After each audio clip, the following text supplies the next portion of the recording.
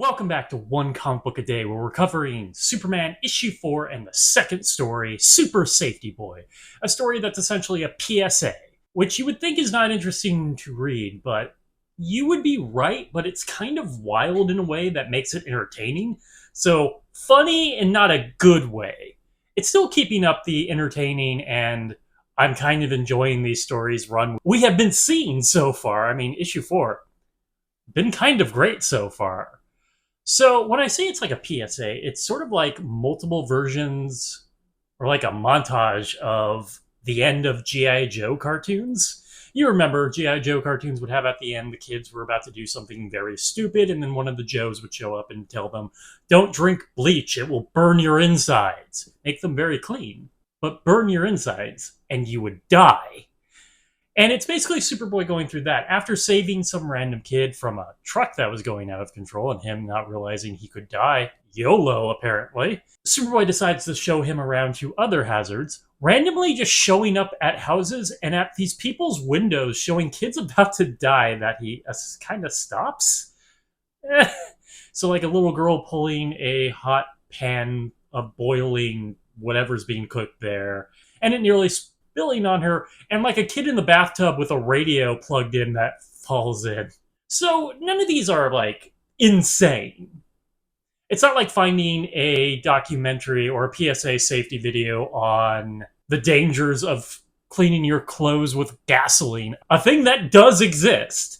Maybe people still clean their clothes with gasoline. That sounds very expensive, but yeah, that would be dangerous. So many things can go wrong. Also, your clothes would smell like gasoline.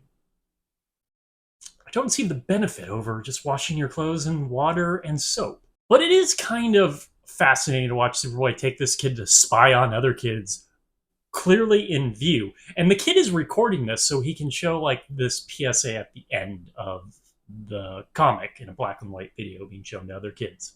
Here's the thing. I have a degree in journalism.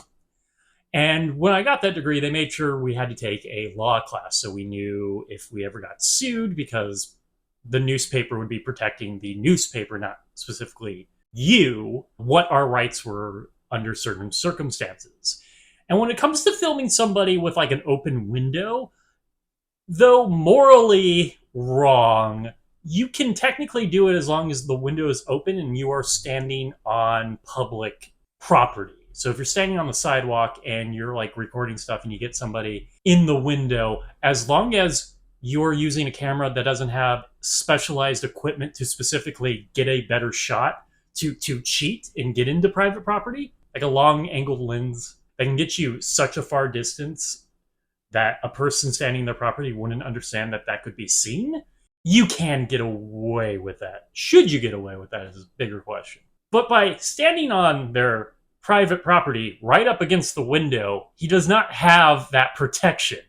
Also, he's recording a child in a bathtub. I know he is also a child, but that is a massive evasion of privacy. And definitely illegal at that time.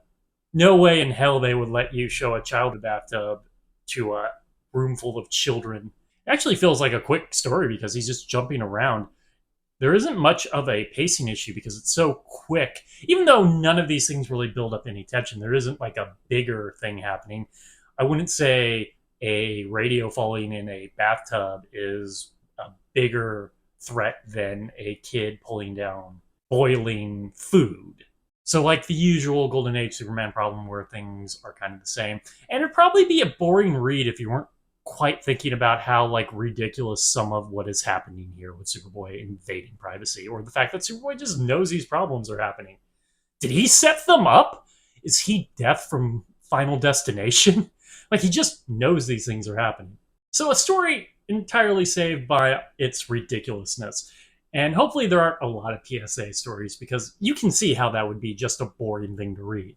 And if they're going to be PSAs, they should be PSAs on, like, meteors falling or something just absolutely hog wild. Okay, that is it from Superboy issue 4. Super Safety Boy. If you enjoyed this video, please like and subscribe, hit the bell icon to get notifications when new videos up. I do this Monday through Friday, but Fridays is Bat Friday, where we cover a Batman story in either Detect Comics or Batman. And until next time, let's ponder the question, whatever did happen to the boy of tomorrow? And seriously, how did he know these things were happening? How often does he save us from, like, slipping in the bathtub while showering? Because I'd be thankful, but also I'm like, Superboy, I'm wet and naked right now. Please get out. Okay, have a great day.